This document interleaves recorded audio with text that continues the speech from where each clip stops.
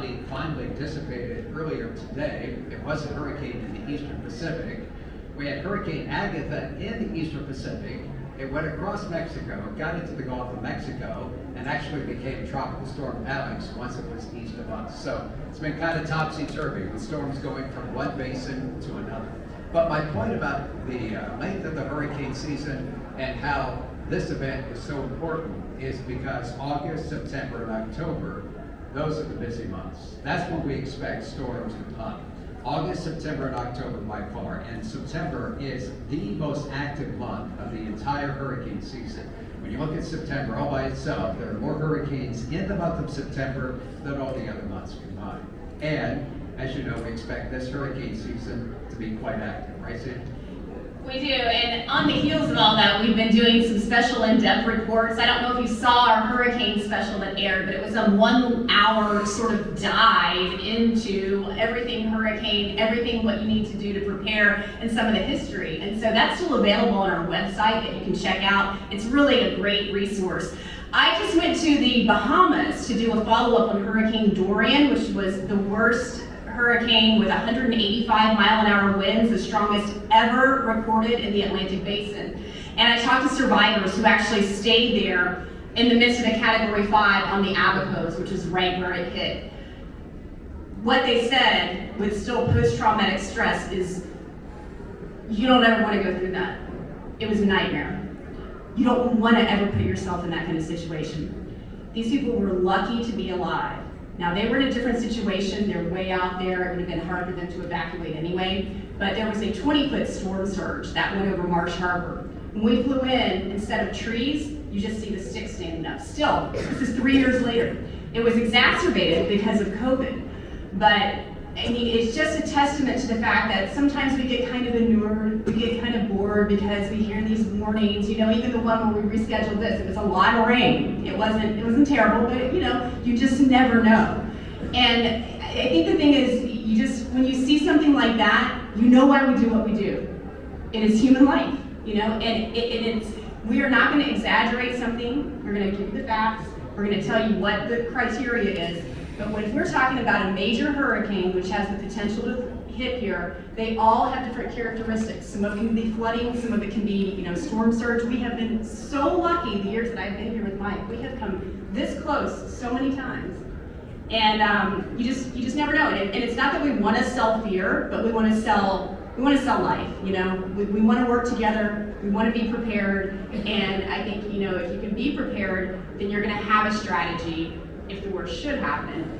And you can also help your neighbor out too, who maybe doesn't have that strategy. So I think it's great that you guys are here. It means that you're leaders and you're taking the bull by the horns. So here we go. And I would also just add what Sandra said in talking about Hurricane Dorian. If you were here in 2019, you remember how close we came to having that hurricane here, because here was this Category 5 hurricane, one of the largest hurricanes we've ever seen in terms of size, and its intensity was quite remarkable, 185 mile per hour winds, and it sat in the Bahamas. It sat there for 36 straight hours. It didn't move. If it had moved, it would hit up. Yeah. If it had moved, this is so weird though, if it hadn't stalled over the Bahamas, it was going to hit us. I mean, that's actually what saved us, was the fact that it stayed over the Bahamas. You'll recall, if you were here at the time, that the forecast from the Hurricane Center called for that storm to move right into Palm Beach County and parts of the Treasure Coast. And it's safe to say that if we had got hit by a major hurricane like that, we would still be picking up the pieces. Sandra's right, we don't hype the storm. We just give you the facts so that you can take whatever actions you deem are necessary. And that's why, again, it's important now that you figure out what you're going to do. If you've been through a hurricane, you probably know what you're going to do, and you probably know what you're not going to do. You've learned from your past lessons. But it's important to point out, and it's important to remember, that every hurricane is different. Yeah. And just because you went through one hurricane doesn't mean that the conditions are going to be the same. Hurricane Andrew, for example, a storm that hit in August of 1992, the 30-year anniversary is coming up. That was a wind event. That produced winds that were more like a tornado than a hurricane, and the wind damage there was horrific. But other hurricanes can be water producers. And now, as we look at the damage that a hurricane can produce and the loss of life that a hurricane can produce, 90% of the people who die from a tropical storm or hurricane is because of water and freshwater flooding. One of the stories I'm working on right now for our next Forecasting the Future story is about how a study of the 2020 hurricane season, a hurricane season that had 30 storms and 14 hurricanes, they found that hurricanes, because of changes in the climate, are now producing more water. That's problematic in a big, big way. You get a storm right on top of Port St. Lucie, you're gonna have a ton of rain. You got a lot of concrete here, a lot of roads here. That's going to be just exacerbate the flooding threat here in the area.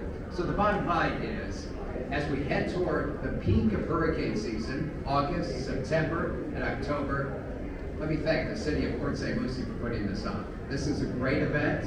They've done it for a number of years. And the primary reason is to make sure that you are safe and that you know what to do. Knowledge, as they say, is power. And this great event today is an opportunity for you to talk to hurricane experts like the emergency management folks here in St. Lucie County and the city of Port St. Lucie.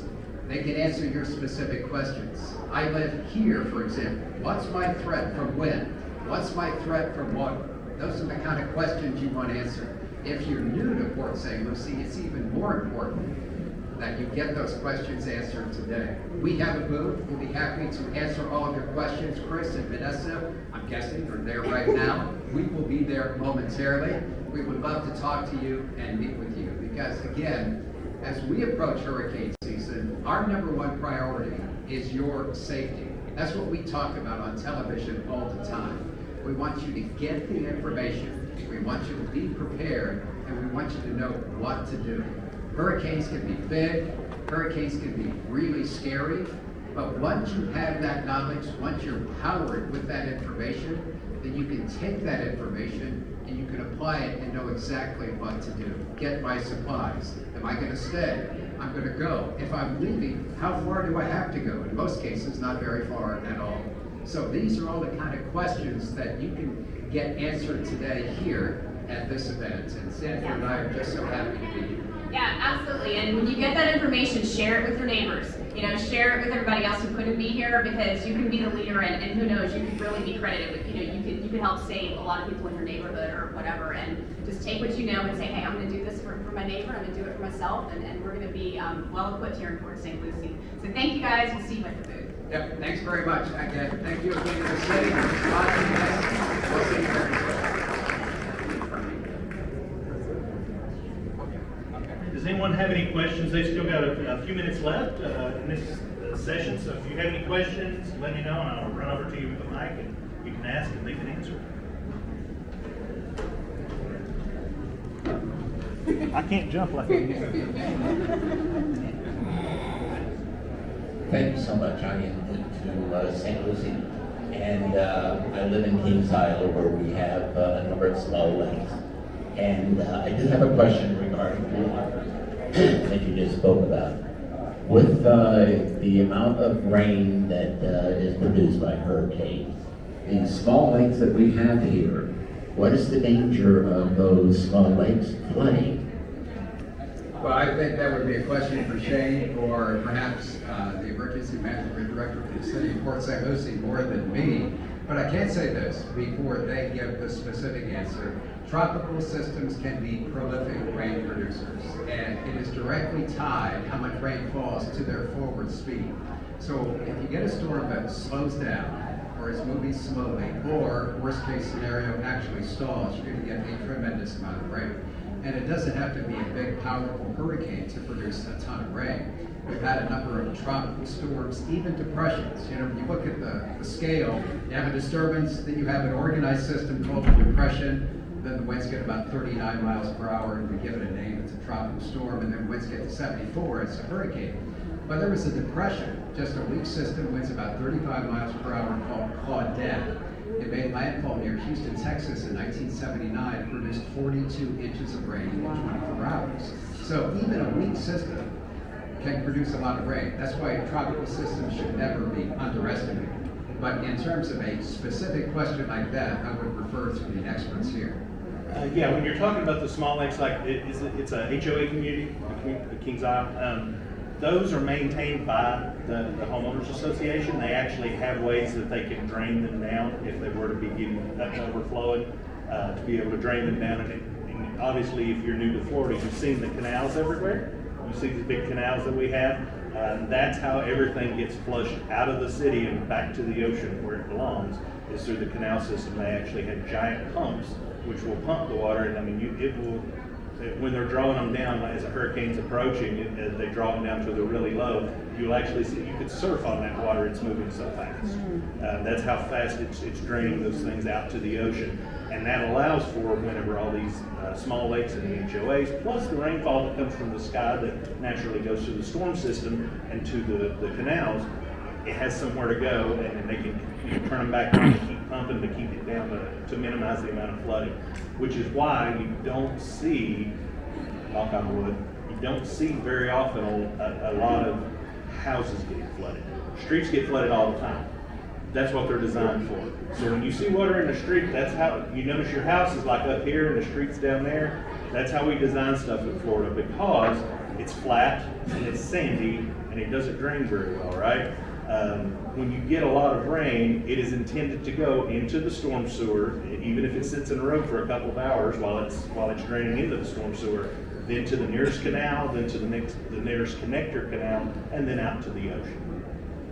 And I would pose a question to you that you need to get answered today. Are you prepared for hurricane season? As we head toward the peak of the season in August, is your home ready? Are you going to stay in that home? If so, do you have the supplies necessary? Those are some questions you need to get answered today. Correct. Yes. Are you going to evacuate? If so, where are you going to go? You don't need to go to Georgia or Tennessee. As a matter of fact, the worst thing you can do is be stuck out on the interstate because everybody's trying to go to Georgia or Tennessee when you could have went 12 miles inland to a neighbor or to a friend's house that you know that has a real, sturdy concrete house with a good roof on it, and been just as good as getting stuck on the interstate trying to go to another state. Yeah, let me just say something. Because of Hurricane Andrew, the 30th anniversary coming up in August, that changed everything in terms of how we prepare for hurricanes in South Florida from an emergency management standpoint to building codes. So homes now, especially those built after the new statewide building code went into effect in 2001, are much better able to withstand the high winds of a hurricane. I mean, impact windows. We didn't have impact windows back in the early 1990s. People didn't put up storm shutters, they put up wood or whatever. But now, homes that were built after 2001 are much better prepared. We're one of the best prepared states in the country when it comes to wind.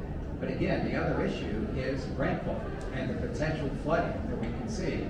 We're seeing more and more of that. The study that came out on the 2020 hurricane season, again, found that those tropical systems produce anywhere from 8 to 10% more water because of changes in the climate. Right. And one interesting thing that I learned when I went to the Bahamas when it relates to Dorian, the people who were on Man-O-War Key, which was where I interviewed the survivors, if they had moved, 10 miles south to Marsh Harbor, that's where the storm surge hit. And they likely would not have made it. So that's why it's so critical to listen to the specificity of the forecast and exactly where we're predicting where the storm surge will be, how much, if you live in a floodplain, if we're gonna get a stalled out, storm that stays over, how much rain you're gonna get. The specifics of the forecast are really critical. And we answer a lot of those questions on our Facebook Live operations we put into effect. It's on your Facebook page. We're just live and we're updating real time. And then if you have a specific question, we can kind of micro forecast for you for the most part to the best of our ability. Because it really is, it hits differently in different areas, and it depends on positioning of the storm, and it depends on the timing, and there's so many things that go into it. So that's why we do county by county, and then within the county we do specifics as well too. All right, I think we have time for one more question before we draw for the first prize. Yeah, my question is, him and I live in a community with all double wide mobile homes. I'd like to know, how would I know when the right time for me to leave that mobile home? Because I know some hurricanes from what I understand, my mobile homes have been up there since the 80s and they survived hurricane, maybe cardboard one. But how would I know when to leave my home and to stay? Well, that's obviously a personal decision that you and your family, you have to make, but you can watch our broadcasts, you can watch our Facebook Lives, as Sandra said, and you can also go to our website or our app, and we'll have all the timing. One of the keys that we'll show you often is when we expect the winds to increase in specific areas. And the forecasts from the National Hurricane Center have gotten so good in recent years. We show when we're in our hurricane coverage, we show you the computer modeling and things like that, the Euro, the GFS, all these fancy names for these computer models, which are quite remarkable, that try to simulate the environment of the Earth. But the forecasters of the Hurricane Center are the best in the world. They outdo those computer models every day. Last year, they were remarkably accurate. Hurricane Ida, for example, might have been the most remarkable hurricane forecast in history. The very first advisory, Dan Brown, the hurricane specialist on duty, in his forecast said this storm is going to become a major hurricane. This storm is going to go through rapid intensification. In other words, it goes from a tropical storm to a hurricane really quickly. And he said it's going to make landfall right here. He was off by 5 miles on a 5-day forecast. It was an incredible forecast. So, not every forecast is going to be right on the money, but the bottom line is the folks at the National Hurricane Center do a tremendous job. Our job in broadcasting is to let you know when you can expect those winds, to give you plenty of advance notice so that you can make a good decision, a smart decision for you and your family. Again, our priority is your safety, so we want to make sure you have that information well in advance. And we can say, for example, Sandra will be on, I'll be on, and we'll say, hey, at Port St. Lucie, you can expect those tropical storm force winds over 40 at, say, 5 in the morning. And then the winds will increase by 11 o'clock, increasing them one by one. We have specific graphics.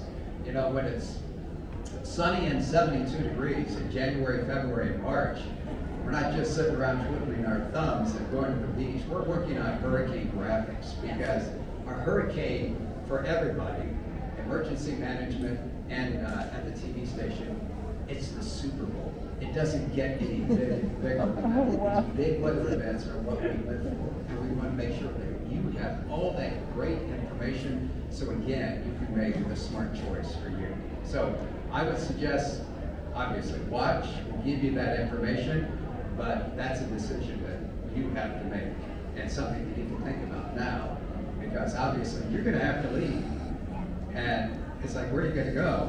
And you don't want to go too far. Shane said, you don't want to go to Georgia. Don't get stuck in a car. If you have family or friends 10 miles inland, that'll be a much better choice. Thank you. You want to give away something? Yeah, thank you all very much. I'll always defer to the ladies. All right, so Sandra is going to draw for our first prize, which is, let me look and see what it says it is. It's a first aid kit. So Sandra, if you will draw the ticket out. Okay. Got it? And then it should have a name on the Oh. back. M. Maxwell. And the ticket number's 1183054. M. Maxwell. Are you in the room? Okay, if not, I'm going to take and give this to Mason, and then he'll have it at there's a place where you can go pick it up, and they'll call him because it's got his phone number on it too. So make sure when you fill your tickets out, if you haven't done it yet, put your phone number on there just in case you're not in the room. We'll still we'll be able to call you to give you your prize. Thank you very much. Our next session will be at 10:55, and it will be from City of Port St. Lucie Neighborhood Services and the St. Lucie County Department of Public Safety Radiological Division. Thank you. Thanks, guys. Thank you.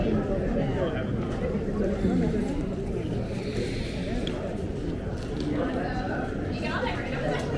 Thank you so much. I appreciate it. I like your shirt. That's awesome. Good. Thank you. It's been so far so good. I want to tell you, I think I told you before, back in our home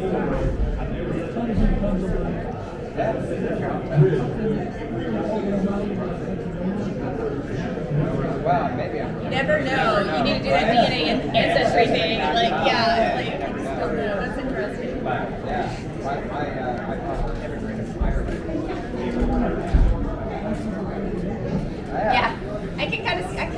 that a little bit. I'm Irish too, Mike. Yeah, I really am. Yeah. Good seeing you. We watch it every day. Thank you. I appreciate it. It's good. We hustle. So far it's good. I'm just, like I said, we're just at the cusp now. We haven't even hit the busy part yet, so we'll see what it holds. Ugh. Yeah. Good talking to you. Thank you. You guys have a good day. Thanks for coming out. That's Good amazing. seeing you again. Nice seeing those little pictures. Yeah.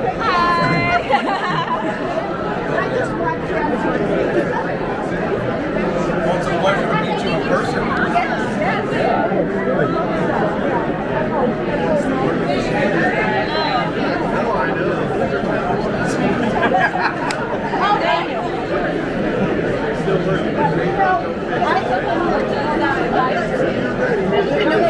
I just saw him coming.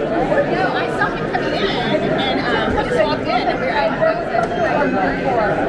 You don't get the cards with the pictures no more? No, I guess I didn't bring them in. I get one. I got like that many in my home. You have all of them?